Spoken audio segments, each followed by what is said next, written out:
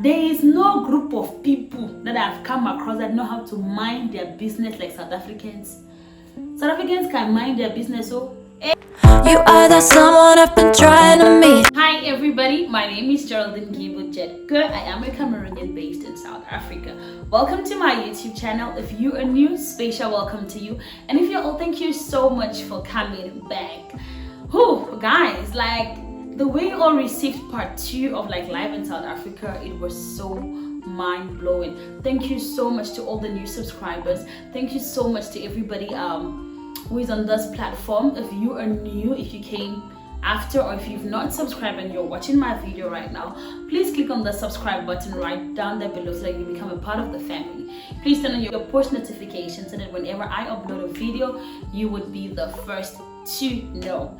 So today I'm doing a part 3, right? I'm doing a part 3 because when I looked at part 1 and part 2, there were some things that were not in part 1 and part 2, and I felt like there has to be a part 3. We need to talk about some of those things that were a shock to me when I came to South Africa. I don't know if you want to call this a Netflix series that has got 70 episodes or a Nigerian movie of 10 parts, but definitely this is part 3 or episode 3. You know, I really want to give you guys, you know, what it is like, you know, how life in South Africa is like. According to look at my environment, it's new. God has blessed me so much that I'm able to travel across South Africa for different purposes. So I get to go to like different guest houses. If you want me to create content on the guest houses, what they look like when I get there, please leave your word in the comment section below and I will definitely touch on that content. But for now, let's get into part 3 of live in South Africa. So the first thing I want to talk about is South Africans and not liking to move with money, or South Africans and their swiping lifestyle. Everything is a swipe. Click, click, click. Like, South Africans don't like moving around with money. I was so shocked by this because I remember the one time I was at the salon, right? And then this lady, she came to buy hair piece or mesh as they call it. So she came to buy the hair supplies, let's just say hair supplies. And then everything was like 150 rand. 150 rand is not a lot of money for me not to walk around with. For me, kind of like the Cameroonian in me, 150 is not a lot of money. And this chick was like, oh, can she go to the ATM and withdraw or swipe, and then she comes with the cash. I was like, in my head, I'm like, girl, so you walking around and you do not have 150 or you do not have cash on you? I was so shocked because coming from Cameroon, where I come from, like in Cameroon, we do have banks, but not a lot of people use banks. I mean, what amount of money do you have that you want to be using the bank? You might as well just keep that money on you. You understand? You can literally ask South Africans what is the highest amount of money they've had on them. A lot of them will not call you like 1,000 or like huge amounts of money. I even have friends that if they have 500 rand, that's a lot of money for them to walk around with. They just want the nearest ATM to deposit that money in because they just cannot walk around with cash. In my head, I'm like, are you kidding me? South Africans and swiping is like, pick and pay. Airtime, can I swipe? This one, can I swipe? You go and buy fast food, can I swipe? Ha! Like, really? South Africans do not walk around with cash. I don't know if it's that in their head. It's like, if I've got this amount of money, people, I'm like, somebody's gonna target me to rob me or something. But one thing about the people, they do not like walking around with cash. It was so bad that even my cousin got infected by this thing, and she was literally using cards everywhere until the one time they robbed her when she went to the ATM to swipe money, and she asked for help from people that she did not know, only for them to take her card and run away with it, and they almost cleared out the money in her account. Luckily for her, she was a bit smarter. But South Africans and cards and swiping and cash, South Africans and cash, no, they don't walk around with cash. Swipe, yes, perfect. Cameroon, I think I can count the number of people that even have bank accounts. Having a bank account in Cameroon, it's a thing. It's like you've made it in life. I don't know now, but back in the days, I know that having a bank account, it was like, okay, I've got an account. In South Africa, everybody's an account. In fact, you need an account. An account is a necessity. Having an account in South Africa is a necessity because that's where a lot of transactions go on. You're not even allowed, according to South African rule, you're not even allowed to have a certain amount of money in your house. That is legally not allowed. In Cameroon, what's that? You can't even have 10 million, you can have any amount of money in your house. In South Africa, by law, you are not allowed to have a certain amount of money in your house. That's not allowed. The next thing I want to talk about is taxation. Hey, guys, did you know that in South Africa, everybody pays tax? Oh, you didn't know? Okay, now you know. In South Africa, every single person pays tax. So long as you buy something, so long as you go to a shop and you swipe that your card or you pay cash, every item you bought is being charged by SARS. SARS is the South African Revenue Services. Everybody pays for tax. But at this moment, I want to have a little, let's appreciate these people that are employed. The employed people that have serious salaries. Those guys pay serious tax. Can we just say thank you, God, for them? Thank you all. You all are doing a good job. Because another thing about tax is that in Cameroon, people do pay tax, but it's not everybody. It's business owners that pay tax. And the tax people are called patan. You know, when they come, you know, people running around and stuff. It's only business owners that pay. And it's not even all business owners. If they can catch you, yes. In South Africa, you cannot escape tax system because everybody, so long as you buy. The only thing in South Africa that we do not pay tax for is the oxygen that we breathe. And at this moment, we should just thank God. Because if we're paying for oxygen, oh God. You know, it's the point where you say, if God not man. But you know, God is God. So, SARS, what's up? We're breathing oxygen for free. There's something we can have for free. Can we rest? In South Africa, because of the money that people pay for tax, this goes a long way, right? The money for tax goes a long way to sponsor grants, to sponsor roads, to sponsor free healthcare system, to sponsor free education system, and many more. So in South Africa, public healthcare system is free. And that's because this public healthcare system is being financed by the tax money. Roads are being renewed by tax money.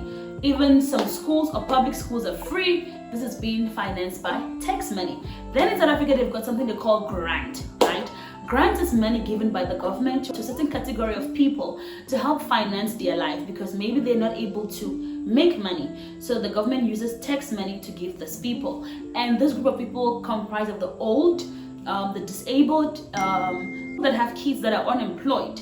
And also I think if you've lost your parent or you're unable to take care of yourself, there's also grant for you. So a lot of people think that those that have kids and are unemployed, they get free money. Or you hear people say things like South Africans get money for having babies. It's not that they get money for having babies, but the government just literally supports them because they do not have means of income to take care of their kids. So the government gives them, I think it's 350 rand. Yes. So in other people's words, South African government supports you when you have a child, or South African government encourages people to have babies, but that's not ideally it, because even disabled people get grant, even old people who are unable to work also get grant. And now talking about having babies, can we talk about teenage pregnancies? Hey guys, in South Africa, the rate of teenage pregnancy is alarming. Is alarming, so much so that in South Africa it's a norm that if you're in your mid-20s and you don't have a child, you are you for useless. Yes, you are you for useless. Some of us, we are associated with being you for useless. But in Cameroon, the opposite is true. Cameroon system says that you need to have a husband before you have a child. If you have a child before you have a husband, there's a high chance you will not have a husband because society looks at you like a disgrace. Society will look at you like, this one is an embarrassment. Who will go and marry somebody already has a child with somebody else, then very soon baby daddy drama. In Cameroon, if you have a child while you are still a child yourself, you are a disgrace. I was so shocked. I think throughout my life in South Africa, I have been reprimanded more for not having a child at my age than I have been applauded. And it's so crazy because the very first thing that I was publicly, I can say embarrassed, the time where I felt like, God, maybe like something is really wrong with me, was when I went to a mall in Nelspruit. Is it Ilanga Mall? So I went there with my friend, right? She's South African, the sister of Christ as I call her. So we go into game, we're trying to get some food supplies. So we got into game and then this lady was selling like an insurance policy. Then when she walks up to us, she's like, hey guys, how are you? We're like, oh, we're fine, thanks. And you, how old are you? We're like, we're in mid-20s. She was like, do you have kids? We're like, no, we don't have kids. That lady literally stopped selling her policy or whatever she came to sell to us, and she finished us. She washed us, she drained us, ironed us for not having kids in our mid-20s. She was like, how come you don't have kids? Why don't you have kids? Don't you think you're supposed to have kids? Kids. I literally walked away from that lady with my head down. And when I turned at my friend, I was like, girl, what was that? Like, what was that about? Like, how is it such a thing that because we're in our mid-20s we don't have kids, we are like, they boo at us? Like, what is that? Like, I don't get it. I don't understand. And then the second time that this thing happened to me was just like recently in December when I went to the Eastern Cape, went to pay lobola, or to marry my aunt. So you know, like the first days we got there earlier, and you know when you get there you greet people, you meet elderly people. So this elderly lady, I was talking to her, she was like, how old are you? I'm like, mid-20s. She's like, do you have a child? I'm like, no. She's like, what? By now you should be having number 3. You're not even supposed to be, you're supposed to be having number 3. What is wrong with you? Are you scared of your mother? I was like, ooh. And mind you, my mom was sitting just there. I'm like, that's my mom over there. She's like, why doesn't she have a child? And the lady turned to my mom like, why doesn't she have a child? I was like, what? Are you all kidding me? And when I went to ask my sister-in-law, I'm like, what's going on? Like, what is this thing about? Everybody like thinking that because I don't have a child, like I'm useless. She's like, no, Geraldine, it's just a thing that in South Africa, teenage pregnancies are very common. It's a thing that a lot of people have kids when they're younger. Now, if you come along, you don't have a kid, you're in your mid-20s, it's like, long upumapi, where are you from? Like, where did you come from? Like, you are different, and this difference is not accepted here. You understand? So that was like a really like shock to me. It's like, what? Where I come from? Like, I'm in my mid-20s, I don't have a child. They would give me a standing ovation, like, wow, you're doing good. Can't see here on this. They're like, woo, don't do that, woo. And I think the only time I've ever been applauded for being in my mid-20s and not having a child was by an elderly man. And he was like, wow, when I got, I'm like, that was the first time that I ever felt like, okay, maybe this whole thing of me not having a child is actually a good thing, you know. But aside from that, having a child in South Africa when you're young, I know people talk about this thing of, okay, you need to have a child early so that you and your child, you grow up together, you don't look like siblings. But guys, the Cameroonian in me, it says I need a husband. It's husband first, child second, and not child first, because the husband may not come, you understand? Okay, then another thing about the public, let's talk about the public healthcare system, right? God has been so faithful to me. God has been wonderful, amazing God I serve. I've never been sick. I have been sick, but I've never had to go to a hospital. So I've never been to public or private hospital, whichever one, I've never been there. But I know of someone that had a baby in the public healthcare system. And this lady, she had a baby like today, and tomorrow she was out of hospital. And I'm like, what's going on? Like, she's like, no, girl, in this part of the world, if you have a baby and you're fine and your baby is fine, you guys are out. Because you need to make space for other people to come and have their babies. Contrary to life in Cameroon, the healthcare system is not free, right? It's affordable.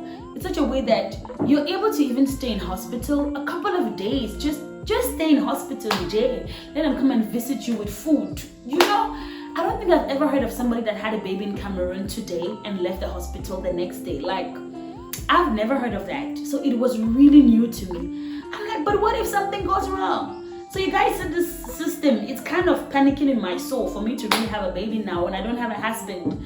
How am I going to look at me? When you look at me, do I look like a mother to you? Do I look like solely alone I can be a mother? Obviously, you know, when life, what do you say? They say when life you put you in the corner, you get to pull up your socks. I think that's the one, yeah. But aside from that, I'm really praying to God. God be my helper. I do not want to have a child without having a husband, you know. I'm still so stuck on the husband family procedure, you know, and not the other way around. You've watched the content till here and you loved it and you enjoy it, please give this video a thumbs up. Please subscribe. Okay, another thing that was a shock to me, that South African insurance policy and saving and all of those things in South Africa. In fact, can we say that South Africa promotes the life of being a debtor? South Africa encourages people to be in debt. I don't know. You know how that, like, they encourage you to be in debt because, like, you would find somebody that has a car, has a house, has a phone, and all these things, they're not theirs. You understand? Because the moment they lose their source of income, that institution that has supplied them with this thing has a right to repossess them. So in South Africa, you would hear a case where a celebrity or an influential person's house has been repossessed. That's because they don't have money to fund that house anymore. In South Africa, even people can even get clothes on credit because you've got a credit card. You just go there, you take the clothes, all the amount gets put in your credit card. Then when you get money at the end of the month, it deducts. So you find a case where somebody could be earning like a huge amount of money, but at the end of the month, when the money clocks in, all the debit orders, the clothes, the shoes, the phone, the house, everything gets deducted, and you find that the person is literally left with nothing. In Cameroon, if you don't have money, you don't buy. In Cameroon, if you don't have money, you don't own. In South Africa, I can say 80% of iPhone users, most of their iPhones are on credit or they paid monthly. And it's also nice because when you pay these things monthly, they're also insured in such a way that should you lose them, your insurance comes through and gives you a new one. Let's say if you have a car, should you lose your car or should you be hijacked or you have an accident, because you've been paying like monthly the insurance company just comes through, and then you don't have to go back and take out a huge amount of money now to start the whole process again, but then you continue paying. Also in South Africa, there's also something they call lay-by, where if you see a nice furniture in a shop, let's say that furniture is 10,000, you could go there and pay 100 rand every month. Maybe another month you pay 500, you know, you can pay it in bits. In Cameroon, except you know that business owner, if you don't know them, nobody's going to give you anything that you have to pay in bits. For what? For the who, for the what, for the why? Hey. In South Africa, they make life easy for people, you know, but in Cameroon, if you don't have money, you don't take. You only take when you have money. In South Africa, you can always take things on credit and pay with time. It's got its advantages and it's got its disadvantages, but to me, you ask me, I would say is a yes from me, baby. The next thing I want us to talk about is South Africans and their wrong use of must and shame. Let's start with must. I remember back in the days when I was still home, my cousins came over to visit in Cameroon. So my youngest cousin, he came into the kitchen and met my senior cousin who is in Cameroon. And he was like, my mom says you must give me water. My senior cousin was like, eh, what did you say? He's like, my mom says you must give me water. My senior cousin was like, okay, go back to your mom and tell her that if you don't know how to use the word please, I'm not going to give you water because you're not going to come here and order me around. Then my aunt came into the kitchen. She was like, Mommy, don't be angry. You see these people and they are moss. That's how South Africans speak. Please give him water. My cousin was like, yeah? They just use moss anyhow like that. In South Africa, when someone uses the word must, it doesn't mean that they're giving you orders or they're telling you what to do. Instead of them using should, they either use the word must. Like for example, you find somebody that, must I close the door? Must I open the car? Must I move? Must I shift for you to pass? It's not like nobody's giving you orders. They're not really giving you orders, but it's just, you know English and the way it comes, people use it different ways. So if you come to South Africa and someone tells you must, it doesn't mean that they're giving you orders. It's just, it's just, I can say it's a slang per se, which is wrongly used, or it's an English word which is wrongly used.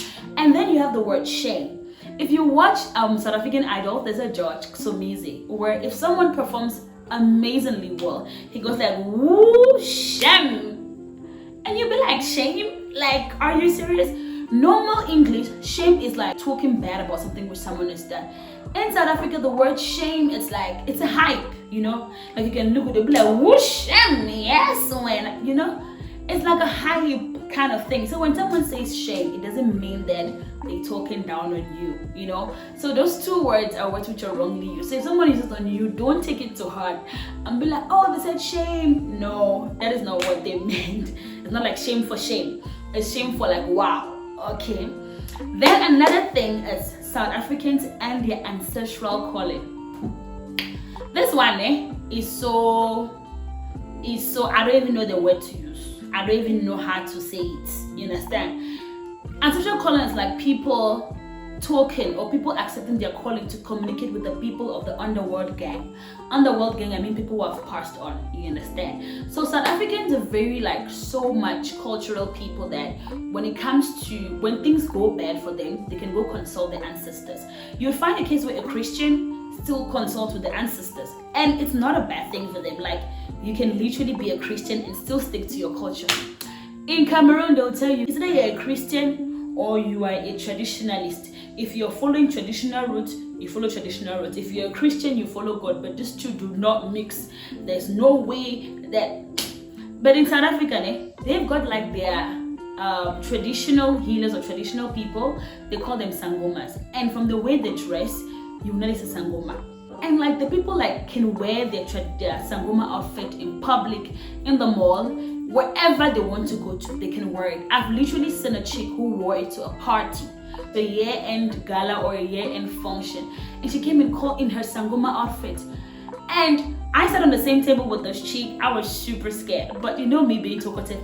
And when she was talking, you know, I could see like, okay, she's not what fearing, you know, because in Cameroon, if I just come out and say I can talk to the ancestors, everybody must become scared of me because it has to be, I can call the juju on you. So Cameroon, like, and traditional things, people don't even like to come in contact with those people because we kind of see them to be evil people, bad people, you know. But in South Africa, a Sangoma is like a very like welcoming person. Like, that's a full-time job for some people, like being a Sangoma and consulting the ancestors. It's a full-time thing for some people because in South Africa as well, you get to like want to talk to your ancestors when things go bad. They want to consult the ancestors and stuff like that. And being in South Africa and learning more about the ancestral roots and all of those things, I'm tempted to want to go to Makos, Tiavu, Makos, you know. I'm tempted to go to and see them and ask them some couple of things about my life. But the Christian in me and the way I was raised is like, if you try it, your mother will say, this child, of all the disappointment, this is the biggest disappointment. How can you go and consult the ancestors and things like that? But I think it's a beautiful thing. For me, I see it as a beautiful thing, like coming over time. At first, I used to be scared. Especially when I was like, my first time I saw one was at UJ when I was at school. This chick like literally had the beads and everything, and she was coming. I literally turned the other way to the other side where she was not coming close to me. My friends were like, Miss G, like, what's wrong with you? Why are you turning? I'm like, why is that chick like that? Aren't you all scared? They're like, no, man. She only has an ancestral calling. She can talk to the ancestors, the guys of the underworld gang, and just said like, you don't have to be scared of her. I was like, what? You all ain't scared? I am scared because where I come from, no. When you see them, they don't even get to even dress like that, all of those things, you know. They get to just like, so before it was really scary, but now it's interesting for me. Another thing about South Africa is the racial diversity. In South Africa, right, there are 4 categories of people. I mean South Africans, okay? You've got the blacks, you've got the whites, you've got Indians, and you've got colored, right? And because like there are just different cultural diversity of people, that also makes the cultural shocks to be shocked, because even a black South African and an Indian South African, they don't have the same way of life. You find a colored and like they all have different ways of life. And it was so, and that's another thing that like the white South Africans and pets, white South Africans love dogs. Like you find someone who has a dog for a pet, a cat for a pet. In Cameroon, let me tell you, a cat is linked to witchcraft. When you see a cat, you go this way. When you see them coming like that, if you see it looking at you anyhow, you would think it's one of those people that hate you, that have transformed into that cat to come and do. But in Cameroon, we don't deal with cats. We kill them. We don't really kill them, but pets, if you should even have a dog, most people have dogs for security reasons. And not having a dog as a pet where you feed it, I know of this chick, she's got a dog. I think I also do have a picture of myself with a dog. I think I'll put it here. But I'm beginning to love it. I love like that furry, like nice one. I'll put a picture of where I had this dog one time. Not my own, just somebody's dog. And before I could warm up to that dog, I was literally scared. But I think now with time, you know what they say, when you go to Rome, you do as the Romans do. So some of these things were really scary at the beginning, but I can say now I can hold a dog. But if I meet anybody's dog for the first time, the Cameroonian dog hater in me is still hides, you understand? And you know some people will go to us, they'll be like, oh no, it doesn't bite, don't worry. Yeah, I don't care whether it bites or it's bitten, or I don't care. Just please keep your dog away until I've warmed up to that dog, then okay, yes. But my first encounter with any dog anywhere is fear. Like me and pets is a no-no from me. Then another thing, this one, it's a beautiful thing which I really love about South Africans. South Africans and funeral policies. A funeral policy is just you planning for your death before it happens. And I think that is a very good idea. At this point, I really want to shine Sandra. Let's give a round of applause for anybody who discovered funeral policy. You all, great idea, great initiative. I mean, everybody's going to die. We all know that everybody's going to, even Jesus Christ himself died. I think everybody's going to die. So planning for your funeral before it happens, it's a good thing, because then the people who are left behind don't have to struggle to get money to bury you. They don't have to struggle to feed people. They don't have to struggle with life financially after you're gone. In Cameroon, there's no funeral policy. If you die, we will look into who has money, will bring money together and we bury you. In South Africa, you can do a funeral policy for your entire family, you know. Then with that money, you can decide what kind of tombstone you want to have, where you want to be buried, how you want to be buried. It makes life easy, you know. You get to receive the kind of departure from earth as you want. I mean, if you cannot decide how you came into the world, you can definitely decide how you go, you understand? So to me, I think funeral policy, some people say, oh no, how can you plan for your death? But you're going to die. You're not going to live forever. You're going to die someday. So having a funeral policy, for me, I think it's a good thing. Very, very good initiative, you know. And they even call you on the phone. It's like, dial this number. On TV, they've got adverts, you know, like your Ashupol, you've got clientele, all of these things, like funeral policy. Some people are scared of it, but I think it's a good initiative. I think that's one thing I like about South Africans. Just being able to prepare your family for life after you're gone. You know, we don't have to struggle with money. If you've got the money, we know how we're going to destroy that money and chow it away. But also the claiming process, it's not easy. It's process. Like claiming money and all of that, it's quite a difficult one. Guys, can we talk about PDA? PDA is public display of affection. South Africans and PDA, it's a big thing. You know, you find people who are just boyfriends and girlfriends walking around holding hands, you know, on the streets. In Cameroon, who gave birth to you? Which family are you from?